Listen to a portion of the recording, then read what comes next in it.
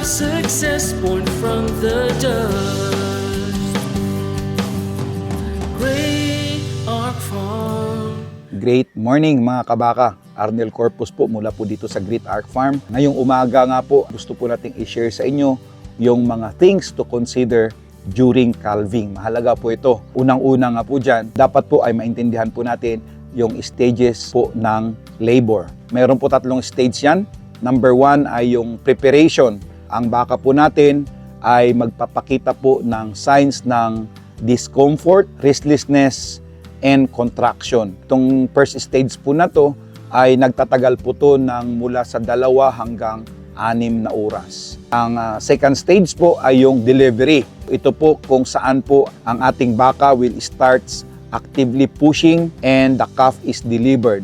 Ang delivery stage po natin ay between 30 minutes to 2 hours. Yung third stage po natin ay yung placental expulsion. Ang placenta po dapat po ay lumabas within few hours after delivery.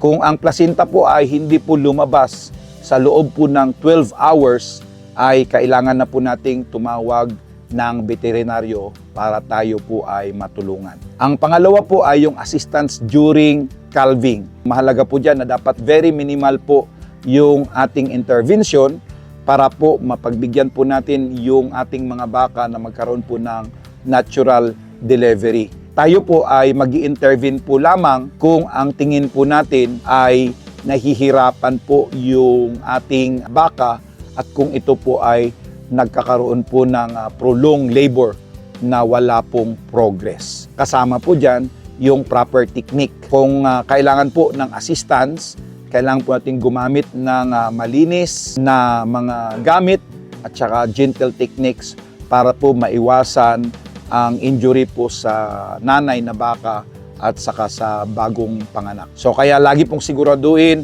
na tama po yung presentation ng ating palabas na guya. So dyan po ay dapat nauuna po yung ulo at saka yung front legs. Pag hindi po nauna ang ulo at saka yung 2 paa sa unahan, yan po ay kailangan po ng tulong ng veterinarian dahil hindi po natural na paglabas ng baka pag ganyan po yung sitwasyon. At ang pangatlo po dyan ay yung calf care. Immediate care, kailangan linisin po kaagad natin yung airway kung mayroon pong mga mucus or may mga parang phlegma para po ma-ensure po natin na maayos ang paghinga ng ating bagong panganak na baka.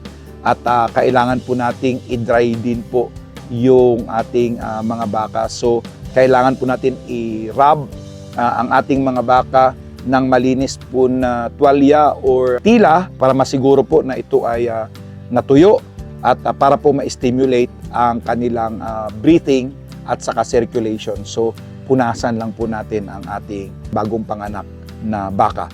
And of course, yung navel treatment, yun po yung pusod. Yung pusod po ay kailangan po lagyan po natin ng iodine solution para i-prevent po ang infection. At ang pinakamahalaga po dyan ay yung colostrum intake.